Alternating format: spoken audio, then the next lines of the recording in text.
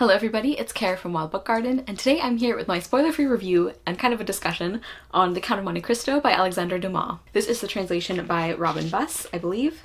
Yes, translated and with an introduction and notes by Robin Buss. So The Count of Monte Cristo is famous for being a revenge story, and we are following our main character Edmond Dantès, and he is unjustly imprisoned. And he stays there for years and kind of like plotting his escape and plotting his revenge. And then when he finally gets out, that is what he does, is he is able to attain a certain position in society. And throughout the book, we see him working towards getting revenge on the people that put him there, that put him in prison.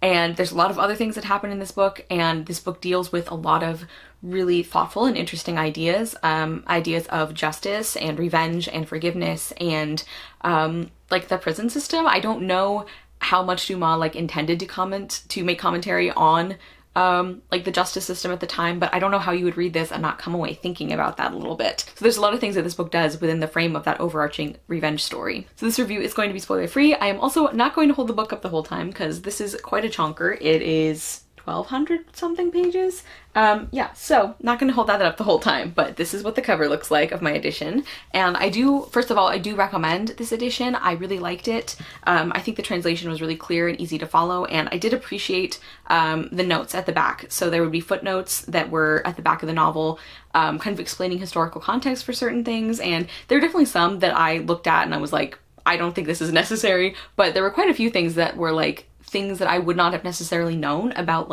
French society at that time period or how they viewed certain historical figures. That was really interesting and really helpful. So I would recommend this translation. I also buddy read this book with my friend Kelly from Cozy Reader Kelly, and this is another intimidating classic that I definitely would recommend buddy reading. Like with War and Peace, I think that having this long book and having someone to keep you motivated on it, I think really helps, and it's a fun book to discuss. There are things that happen that are just really interesting to talk about with somebody, so I would recommend buddy reading that if that's an option for you. And something else that was interesting, you can see this is kind of going to be a review / discussion. Something else that I thought was really interesting about my experience with this book is just a couple months ago, I had reread Three Musketeers for Past It Classics, and I hated it. Three Musketeers is also by Alexandre Dumas, and I was a little nervous because even though I know that a lot of people prefer Count of Monte Cristo, I was worried I would have a lot of the same problems. I hated Three Musketeers so much that I'm what if I'm reading another book I hate for 1,200 pages? But I'm happy to say that The Count of Monte Cristo is better in every conceivable way. Yeah, I really ended up enjoying this book. So I've already talked a little bit about the translation and the writing. I think the translation was really well done in this edition. I don't speak French, so I can't speak to how accurate or how true the translation was, but it seemed to be a good translation, and it was definitely readable. This book, it's long, so it's intimidating, but it's not dense. It's not hard to get through really, which I really appreciated. And speaking of the length, that was one of the only things, kind of criticisms, I guess, or questions I had throughout reading the novel is my biggest issue with it was really does this book need to be 1,200 pages though? And I would say overall no. I feel there are very few, if any, novels that actually need to be more than 1,000 pages. So that was something that I did notice with this one. But I will say this for Alexandre Dumas is I think a lot of places the page length he did use to good effect, which is something I said about Tolstoy too, is he at least uses the page time that he has for characterization, for interesting plot, for some really interesting thematic discussions. So it wasn't just long for no reason. I still think we could have cut quite a bit of it or at least shortened some sections. But I do think that the length of the novel is important in a lot of ways. It gives us backstory on Edmond and gets us attached to him, and by seeing what he went through specifically, seeing his imprisonment and seeing his despair, I think that's really important in the book because by the time he gets to the point of declaring revenge on these people, you're ready to see it. You're ready to see him go after these people. Whether or not you agree with some of his choices or methods, I think that seeing what he has suffered, at the hands of these other people, I think that is a really important element of the book because you have to buy into his revenge story at least a little bit in order for the book to work at all. And something else that I think is impressive is that even though the book is very long, and there are some tangents where you're how does this tie back to the original story? I think that most of those actually do end up tying back really well. There are definitely a couple where I'm okay, but did we need to know all of this? Did we need to know this random bandit's life story? Probably not. But overall, most of the times that you have a kind of detour section, or a section that feels like a detour, it ends up becoming really important later on, and I really enjoyed seeing that. I also got really, really attached to these characters. Edmond, he was such an interesting character because like there are parts of the story where you like him less, or like he seems less like himself, but I think that's deliberate because you see how what he has gone through has changed him. And so like even though I didn't always love him as a character, I still appreciated him as a character, and I think it was intentional. Like the things, like your changing perspective on him, I think is natural because of the story. There's a couple of characters named Franz and Albert who I really, really ended up enjoying, who surprised me with how much I ended up enjoying them.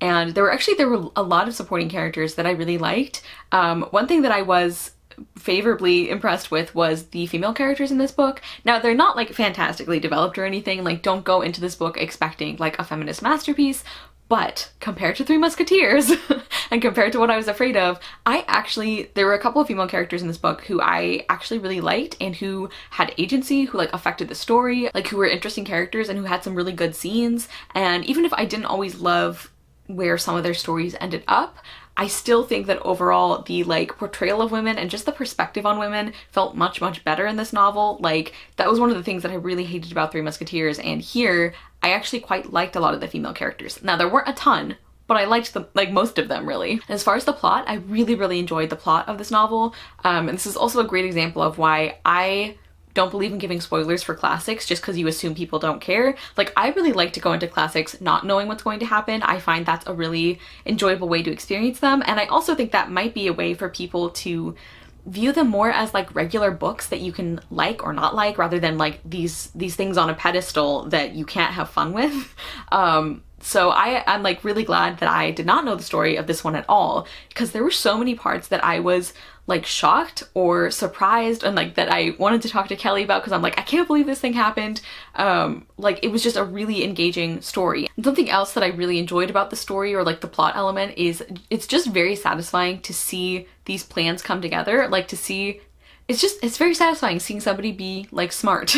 And like seeing Edmond like put these plans into action and like kind of manipulate people and manipulate events, especially because you know why he's doing it and like what these people have done.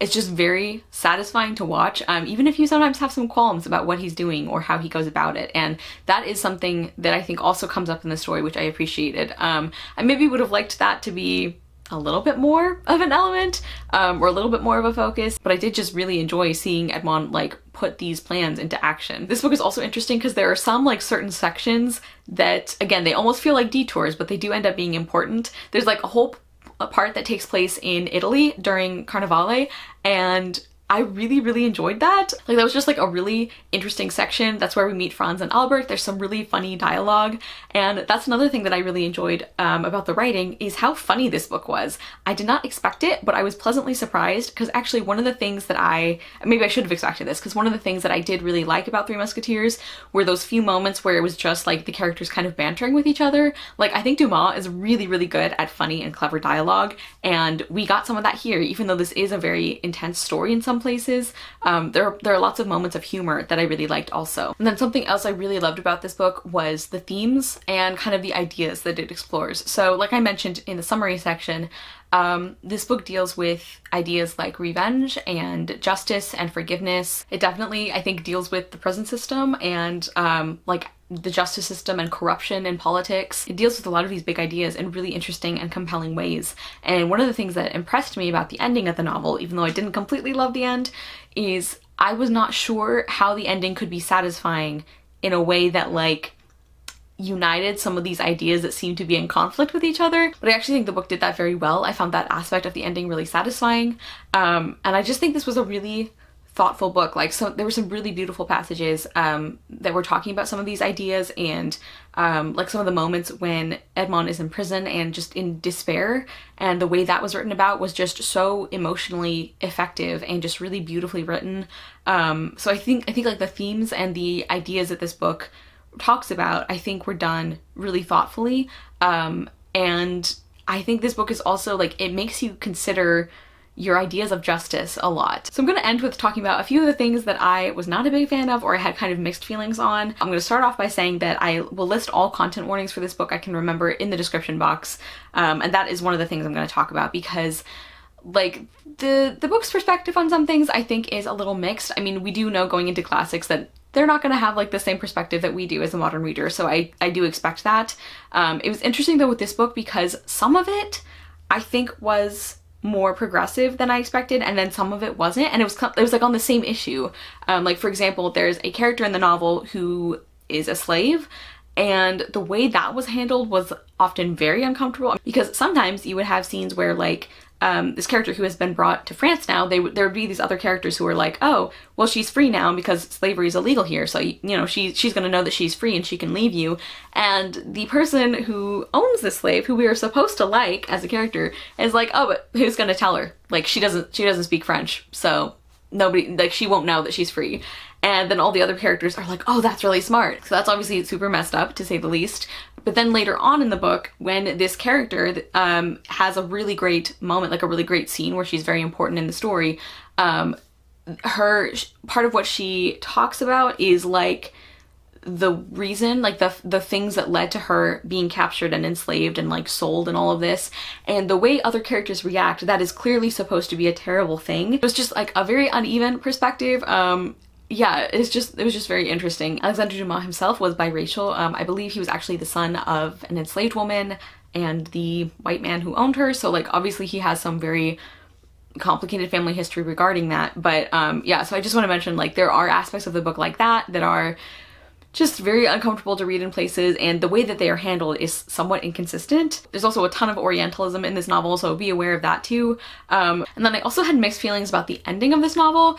As I said, I do think that thematically it was very satisfying, but there were some specific character things that I am just not a fan of. I think I talked about specifics in my Goodreads review maybe, but basically the Haiti, I don't like her ending. Like I just find it weird and uncomfortable, and I don't like it. I wish something else had happened there. And I also really don't like the ending of one of the other female characters who I actually was really enjoying throughout the book.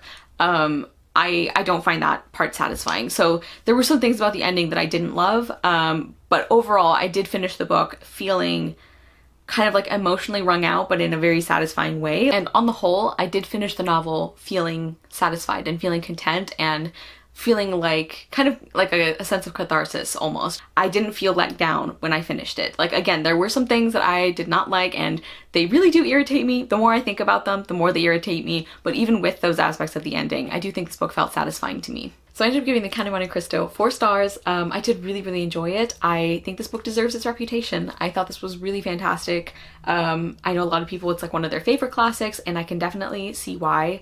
Yeah, I just really enjoyed a lot of things about it. Even with the things that I didn't like as much, I think that this is a really well-told story, a really compelling story, one that makes you think, and I became very attached to some of these characters. So I'm really glad that Kelly and I buddy read this, and I finally like have read this like enormous chunk of a novel.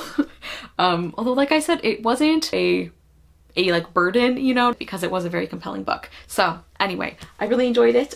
Please comment down below and let me know if you have read The Count of Monte Cristo, what you thought of it, or if you're planning to get to it. I know it's quite intimidating, but if you do actually decide to pick it up, I do think there's a lot of great things there. Thank you guys so much for watching. I will see you soon with another video, and I hope you love the next book you read. Bye!